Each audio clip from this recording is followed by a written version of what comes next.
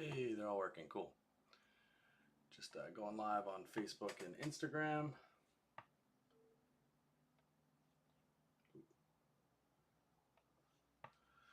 Oh no. Oh Lord. Ooh.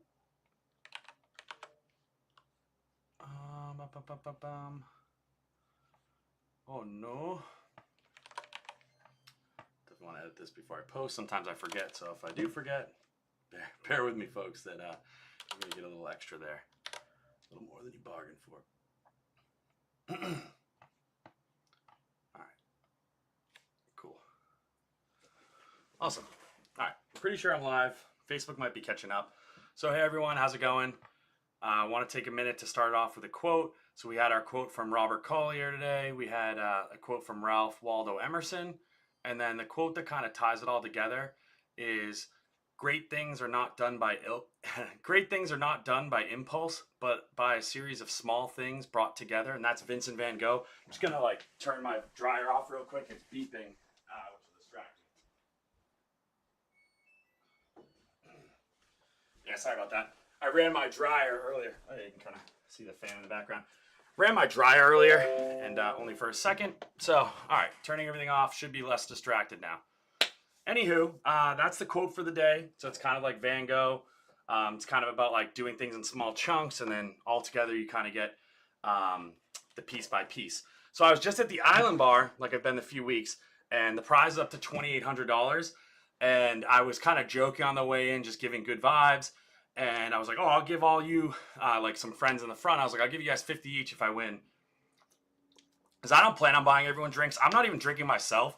So I think it's kind of crazy to have to buy drinks for people. Kind of go into that. But, I'd obviously would give 100 each bartender, which is 400 off the bat. But yeah, so I got called up.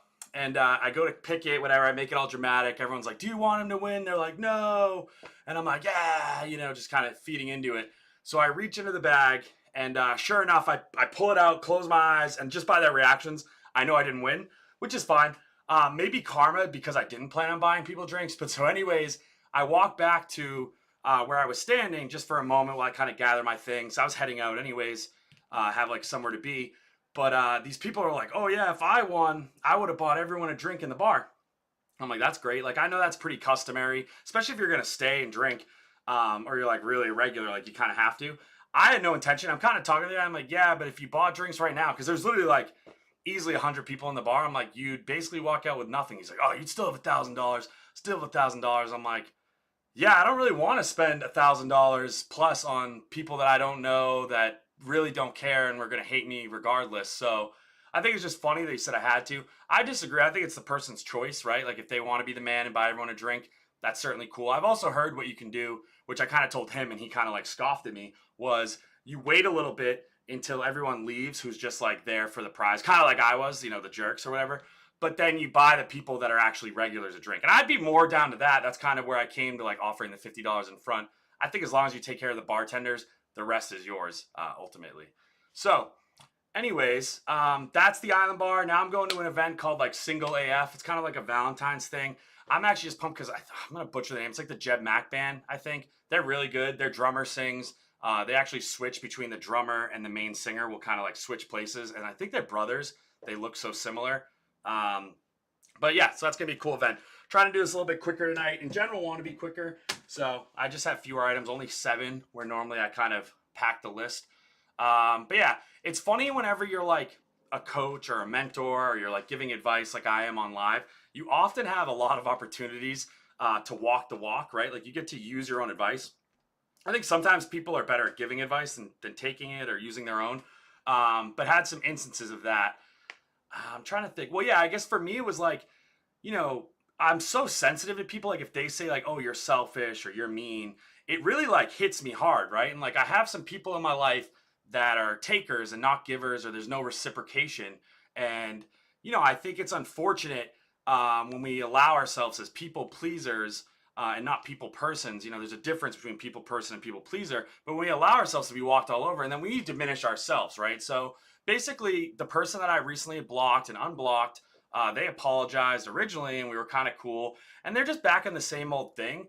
I certainly have not cured my anger management or frustration issues, but I do realize how their words used to get me so pissed. And I still have little moments of like being upset, but I'm quick to get out of it because I'm just like, they're literally mad at themselves. And I can see like, I've helped so many people around me recently, really being like there for other people, people that are strangers, people that aren't strangers. Like I'm going out of my comfort zone, and the person that I used to give all that energy to, really almost the energy that I now am giving to everyone else, is saying I'm selfish. And I'm like, how can you say I'm selfish? Like I actually think they're selfish in a lot of ways, but you know, is what it is. Not going to dwell over that.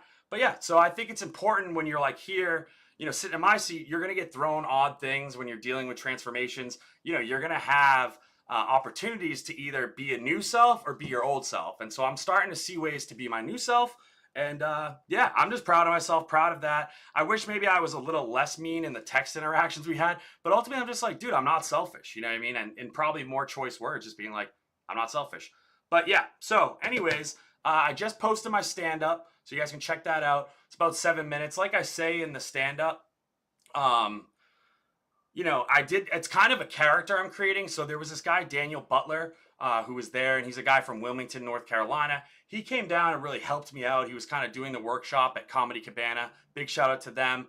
They're there this weekend through Sunday, so check it out if you're in town.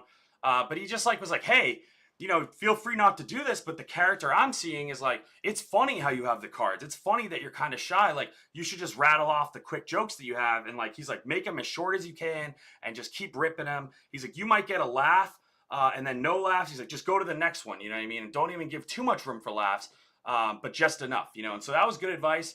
I definitely saw it was better. Felt a lot better. So check it out, you know, give me some feedback. This might be one of the last times I post the full thing. Just because I don't want it to get old, right? Like, I want my material to still be somewhat fresh. Probably do some clips here and there, just to show people what I'm doing. And you can always tweak it, right? Because with comedy, what I found is it's a lot like poetry, where the meaning changes so much just between one or two words shifting, using a funnier word, alliteration. So I'm really into like learning that. I probably need to make about double the jokes I have anyway. So it'll be good to kind of flip-flop at the open mic. Like 7 minute sets, even maybe just have like a list of like 50 jokes that I can just intertwine. The other thing worth noting is that not only do the words make a difference, but the order you tell the joke, I feel like could build suspense differently. So as kind of an artist or an overthinker, really excited to see the different ways, you know, that the wording and the order of things can make things funnier or less funny. I've already seen some now that I have 3 different clips of similar jokes. That I'm like, oh, this way was actually funnier. Maybe I can take this part and that part and you kind of interchange it. So really reminds me of poetry. I think that's a cool thing about jokes and writing. The last thing I'm going to say, I definitely want to make this short. You know, you've heard me all over the place. Follow me on TikTok, follow me on Instagram, you know, subscribe to my YouTube. Really appreciate it. Share with your friends if you can, you know, like get it out there. I'm convinced like it's not a, if I get, you know, I mean, the 3,000 is cool, but like, it's not a matter of if I get a million, it's when. And so it could be 10 years from now. It could be the end of this year, right? And so if you guys help me out with that, that would be awesome. Don't know why that noise came through. Thought I muted it. But yeah, any help you guys have, much appreciated. I really, you know, appreciate everyone who's been popping in, popping out. It's been great interacting with you guys. It's been great having like a larger community. There was definitely a time in my life where I felt like, oh, so isolated from the world. And I'm like, oh, I wish I talked to my friends more. But I'm getting a bunch of that. I'm actually going out to the Single AF thing. I have 2 wingmen that I met recently. They both go to my church, but I actually met them outside of church. But excited to try it out. So that's Friday. Gave you my auctioneer's voice. It's 8:03. The thing started at 8, so I'm going to head out. But I hope you all have a great day. I know I said last thing already, but tomorrow there's a Heart of Stoke event out in, I think, Wilmington, North Carolina. If you can't make it, just looking at maybe donating. What they do is awesome. It's, you know, any sort of after school activity for underprivileged people is always huge. They're giving like safety equipment and skateboards, bikes, BMX, I think scooters, that I haven't checked yet, but it's a really cool program.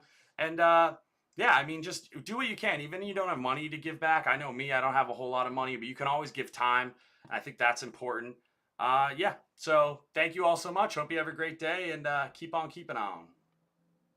It's like Joe Dirt. Life's a garden, dig it. All right, trying to find it. There we go. Peace out, yo. And YouTube stays around, man. You guys love to chill, huh? You just keep on chilling. Just kidding, yeah. Peace out.